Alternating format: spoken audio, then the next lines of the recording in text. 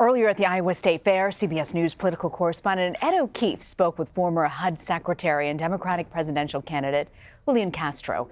Ed asked him about his plan to combat white nationalism and gun violence. My plan would combat white nationalism, domestic terrorism, by enacting gun safety legislation that would make it harder for guns to get into the hands of the wrong people, that would ban those types of assault weapons like the AR-15 that have been used time and again. We would also give the Department of Homeland Security and the Department of Justice the tools they need to root out extremism, white nationalism or other extremism, and to put a stop to it before it turns into violence. So what are those tools? Is it just more money and more manpower? It's partly that. It's also, for instance, convening a summit at the White House on domestic terrorism so that we activate leadership in states and in localities across this country so they can make their own investments. It's also resources to the Department of Homeland Security and the Department of Justice. Unfortunately, this president cut the budget for responding to extremism in this country by 85%. We need to restore those resources and go further than that. The suspect in last week's mass shooting in El Paso posted a racist manifesto online before the attack, claiming that it was in response to a Hispanic invasion of Texas. Julián Castro is the only Latino candidate running for president. Ed O'Keefe asked him about the response that he's seen. There's certainly a sense that we need to do something on gun safety legislation.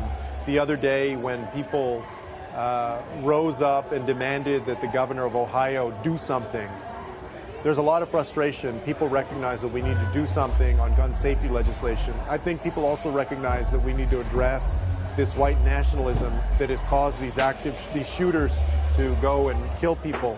I hope that more and more people recognize that the Latino community in this nation is part of the forward progress of it. They've been contributing for generations to the success of this nation. And we all have to rise up and push back against any kind of scapegoating or otherizing of the Latino community. I will say that too oftentimes still, even in 2019, the Latino community is kind of an invisible community in the United States in so many different ways.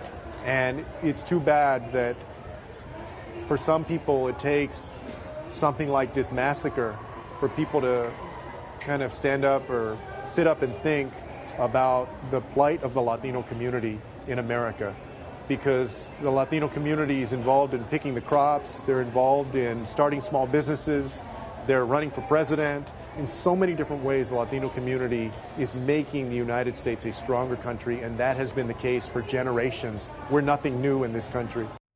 And a reminder, CBS News will be streaming all of the candidates' soapbox speeches at the Iowa State Fair. You can watch them live and on demand for free.